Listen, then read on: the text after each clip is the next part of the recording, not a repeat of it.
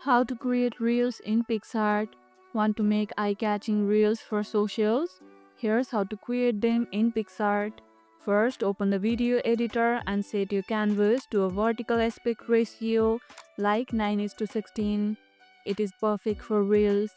Upload your clips, photos, or graphics and drag them into the timeline. Use tools like trim, split, and speed to edit your video creatively. Add text, music, stickers, or filters to spice things up.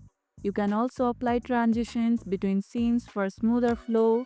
Once you are happy with your reel, click export and save it in high resolution. Are you making a personal reel or something for your brand? Let me know in the comments below. Keep reels on the 30 seconds with strong visuals in the first 3 seconds to hook viewers. And that's how you can create reels in Picsart. And if this video helped, hit the like button, share it, subscribe and leave a comment.